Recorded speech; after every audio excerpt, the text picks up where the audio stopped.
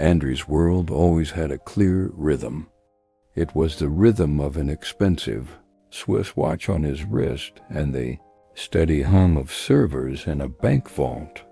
Every morning at exactly 6:15, he opened his eyes even before the alarm went off. His life resembled a perfect geometric figure, without a single unnecessary angle or random line. Breakfast, oatmeal and black coffee without sugar. His shirt impeccably ironed, snow white, with a barely noticeable aroma of expensive dry cleaning.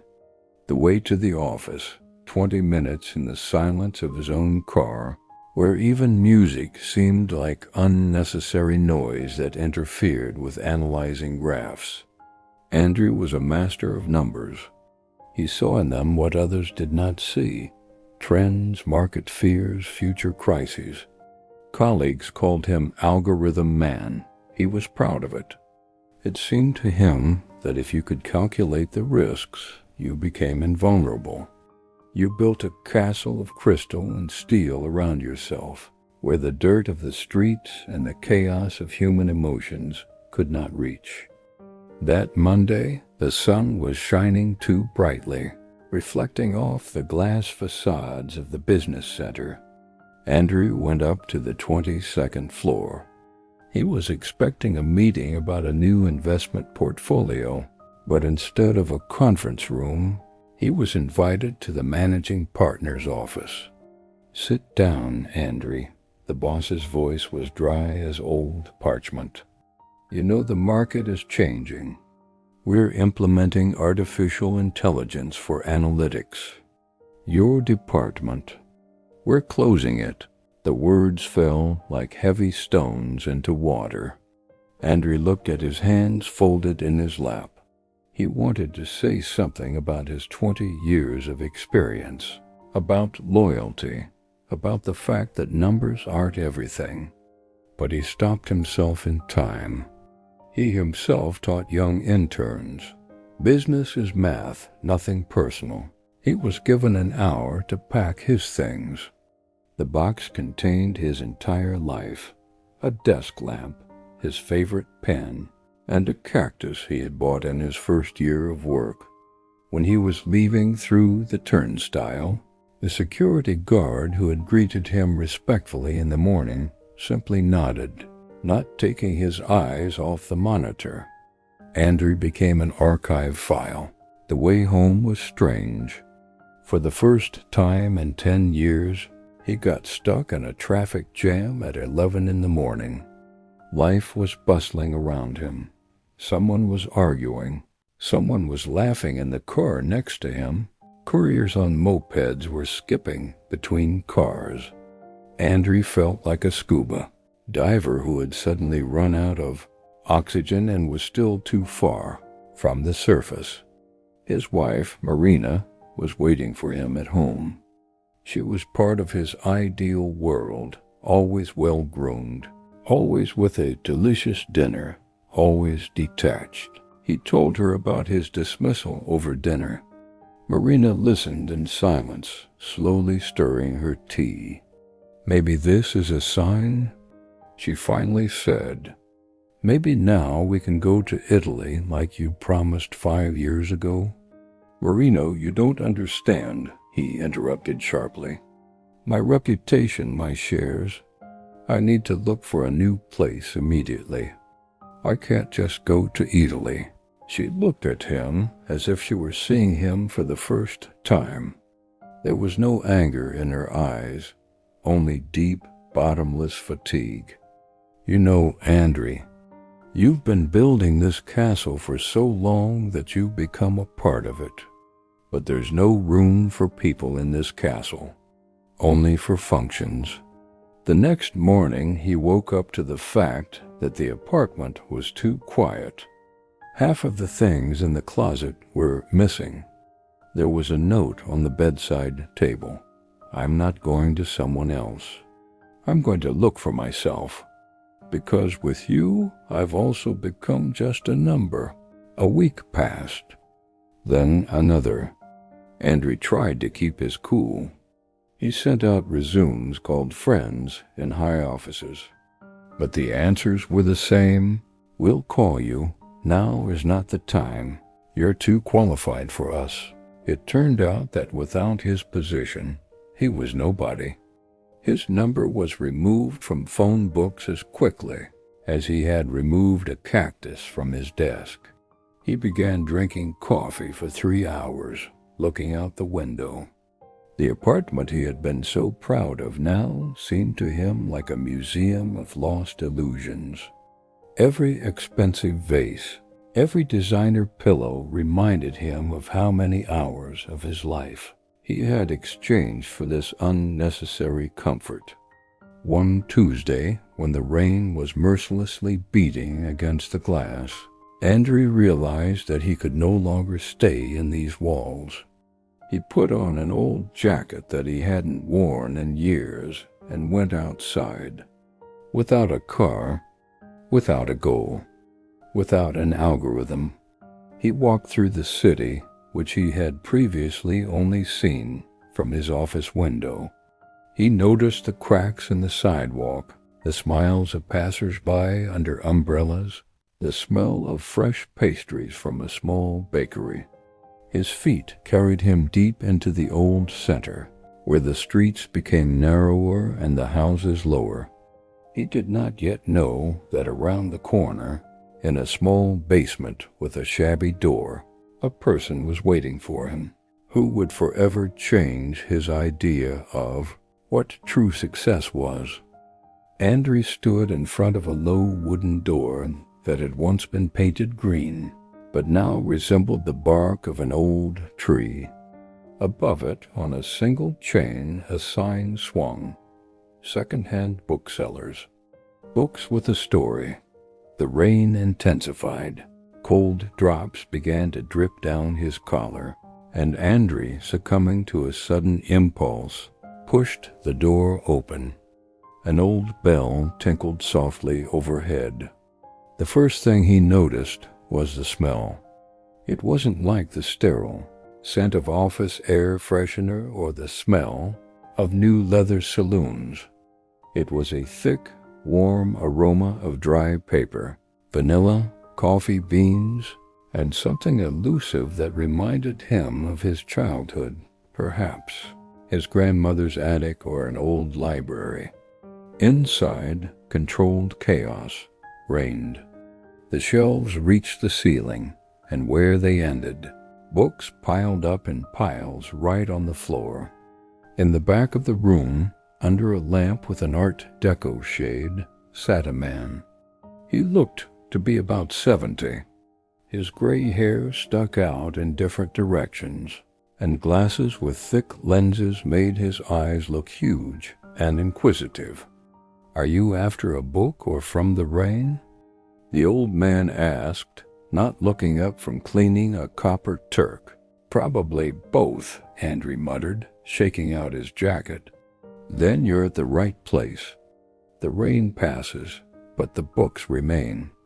I'm Matvey, and you look like a person who has just lost a very expensive but completely unnecessary thing." Andrew shuddered. This old man saw right through him. They started talking. Matvey was making coffee on the sand, and the process looked like a sacred rite. While Andrew was talking, at first reluctantly, then more and more emotionally, about the bank, about Marina, about the emptiness inside. The old man nodded silently. "You know," Andrew Matvey said, handing him a small ceramic cup, "the world is now fixated on the future. Everyone is running, counting, predicting, but no one wants to stop and look at what has already happened. A book is frozen time. I have thousands of lives here, and each one needs to be looked after. I need an assistant. My old back can no longer hold a ladder."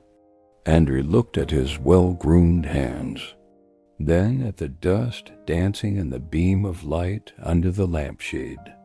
"Mr. Matvey, I am an analyst. I have worked with portfolios worth millions of dollars. I don't understand anything about literature except the school curriculum." "Oh, that's wonderful," Matvey explained, "so you won't be biased. I don't need a professor. I need someone who can see the system in chaos. And the money?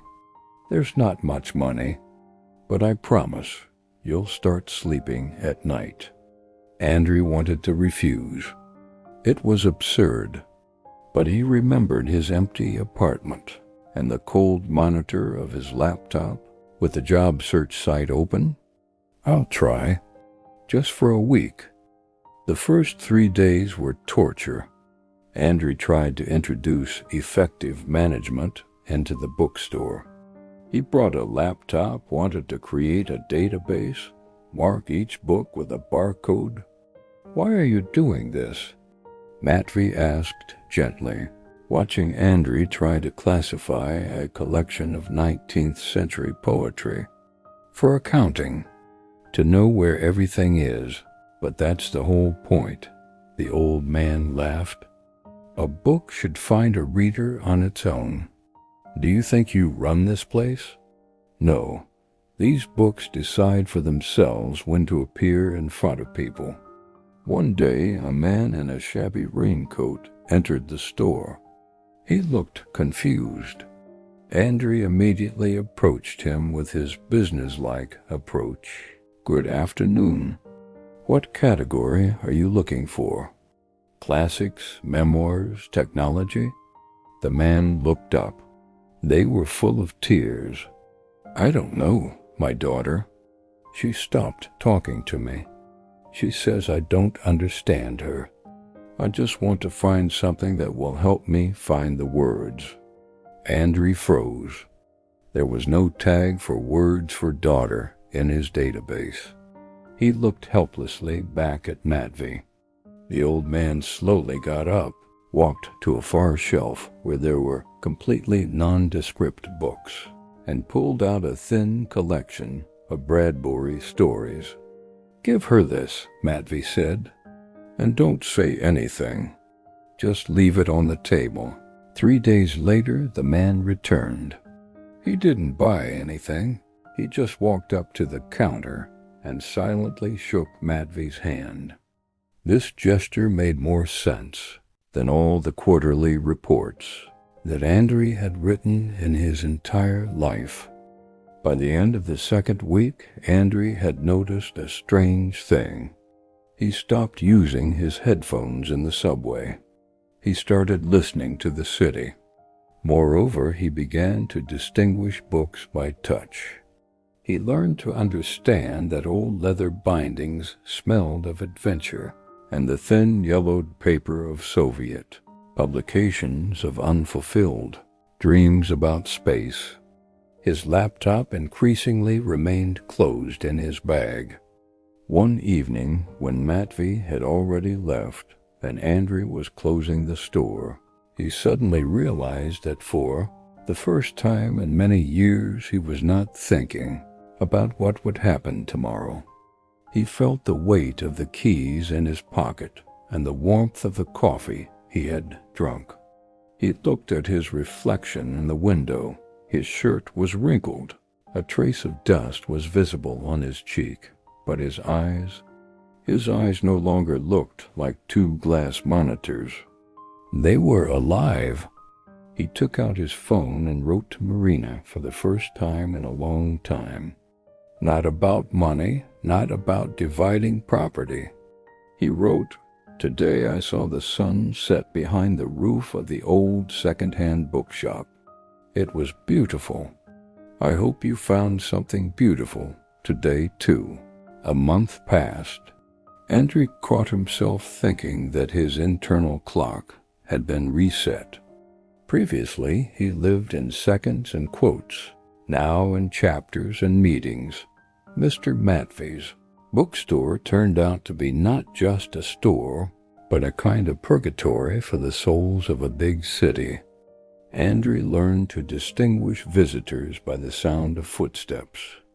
A light, almost weightless stomping was Lesia, a conservatory student running in. She was always looking for notes or poems, but in reality, she was looking for courage. "Mr. Andre," she whispered, blushing, "do you think if I leave a note for him in this book, will he understand?" Andre, who had previously called it ineffective communication, was now seriously thinking, "You know, Lesia, sometimes what we are afraid to say out loud sounds best between the lines. Try Rilke's Letters to a Young Poet. It works better than any messenger." The most difficult were the visits of Professor Arseny Grigorovich. A former philosophy teacher, he came every Tuesday. He didn't buy. He brought his own books. They were luxurious editions, each with his own personal bookplate. The professor laid them out on the counter as carefully as if they were fragile babies. "I need to, make room on the shelves," he said, looking somewhere past Andre. But Andre already knew the truth from Matvey. The professor's wife needed an expensive operation. These books were his only capital, his life turned into paper. One day Andre couldn't stand it. When the professor brought a rare volume of poetry during his lifetime, Andre looked into his database, the same one he had once wanted to delete, but now used for completely different purposes. "Arseny Grigorovich, you won't believe it," Andre said, trying not to shake his voice. "We've got a private collector. He's looking for this particular edition. He's willing to pay." Andre named the sum, which was 3 times the market value. The old professor froze. His lips trembled. "Are you sure? That's a lot." "Absolutely. It's an investment in history," Andre replied, pulling his own savings from his pocket under the counter. When the professor left, Matvey, who had been silently smoking his pipe in the corner, said quietly, "You've just made your best deal, analytics. But not with the market, but with your own conscience." The past suddenly reminded of itself, like a bolt from the blue. Egor, Andre's former colleague, a man with whom they had shared an office for 10 years, entered the store. Egor looked impeccable, a suit worth several $1,000s, the smell of expensive perfume that instantly killed, the aroma of coffee in the room. "Andre, is that really you?" Egor looked around at the dusty shelves with frank disgust. "Oh my God, man, we've been looking for you. A vice president's position has become vacant at Global Invest. I've booked a word for you before the board of directors. You're an analytical genius. What are you doing here among this junk?" Andre looked at his hands. There was a little book dust under his nails. He remembered the professor, Lesia, the smell of Turkish bath on the sand. "I work here, Egor." "Work? You're rotting here?" He laughed. "Come on, get ready. Tomorrow at 9 for an interview. This is your ticket back to the real world." All evening Andre had been out of his mind. The real world was calling him back. There was money, status, a sense of power. There was Marina, perhaps she would come back if he became the same Andre again. He looked at the keys to the bookstore. They seemed heavy, like an anchor. He had been awake all night. He went to the mirror and tried to imagine himself wearing a tie again. He saw in the reflection a tired man who would once again start counting other people's money, forgetting about his own days. In the morning he went to the bookstore before Matvey. He sat down in an armchair and began to read a book he had accidentally pulled out. It was Saint-Exupéry. Only the heart sees well. You cannot see the main thing with the eyes, When Matvey arrived, he saw Andrei calmly making coffee. "Didn't you go to the meeting?" the old man asked. "No," Andrei answered. "There was no smell of coffee where I am called. There is only the smell of ozone from the air conditioners. I am staying. Here I at least feel that I exist." At that moment the door opened and a woman entered the bookstore.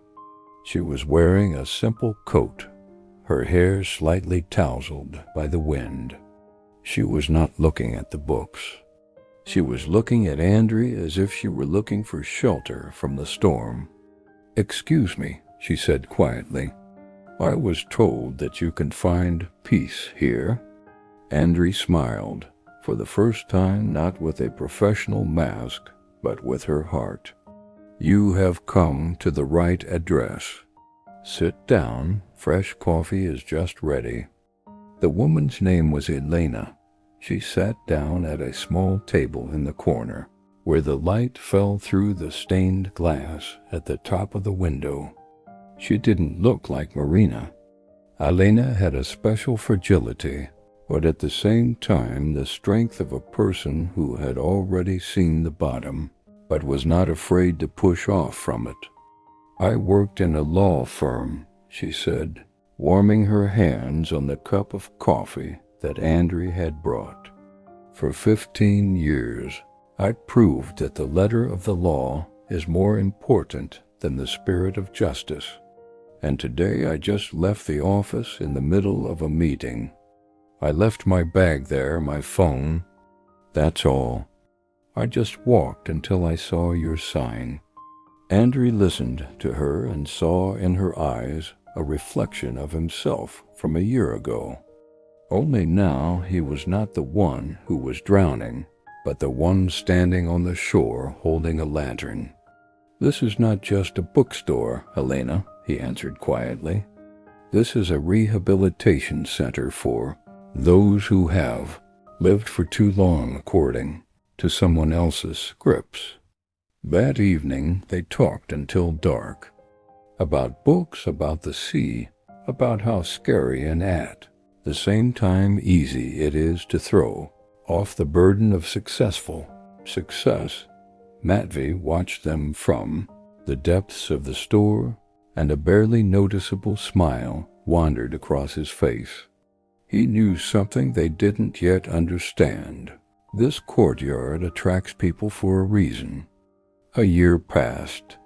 Andrei's life had changed beyond recognition, although from the outside it seemed that he was simply standing still. Mr. Matvey decided that the time had come for his big journey. He had long dreamed of going to his son in a small town by the sea, where there was no dust, only salt and the cries of seagulls. "The keys are yours now, Andrei," Matvey said, putting the heavy bundle on the counter. "I'm not selling you this business. I'm handing you over to the caretaker. Watch the dust, don't spare the coffee for those with sad eyes, and remember, a bookstore is alive as long as there's more to it than just prices." Andrei became the owner, but he wasn't the director. He became the keeper. Alina came every day now. She helped transform the back room into a small, cozy reading room. There was no Wi-Fi, no monitors, just soft chairs and the quiet ticking of an old clock. He finally met Marina. They signed the divorce papers in a nearby cafe. She looked tired, constantly checking her phone messages. "You've changed," she said, looking at his calm face. "You've got a kind of silence. I've never had enough of it. You can find it too, Marina. Just turn off your phone for at least an hour." They parted ways without pain. Now they were truly people from different worlds, and Andrei no longer tried to return to her world. Autumn evening. Andrei goes outside to fix the sign. Now it doesn't just say booksellers. At the bottom, He added a small inscription. Here you will find what you weren't looking for. A little boy with a scooter approaches him. Uncle, do you have a book about how to become brave? Andrew smiles. He knows every inhabitant of his shelves by name. There is one little one, but courage is not in the book. It is in opening it when everyone else says it is just paper. He goes back inside. There, Alina is lighting candles on the tables. It smells of coffee, autumn, and peace. Andrew sits down by the window and opens a blank notebook. He no longer writes reports. He begins to write a story about how an analyst lost millions to find himself in the set of old paper. Dusk is gathering over the city, but a warm yellow light shines in the small basement window. This light is not for business. It is a beacon for those who are lost in their own lives and are looking for their way home.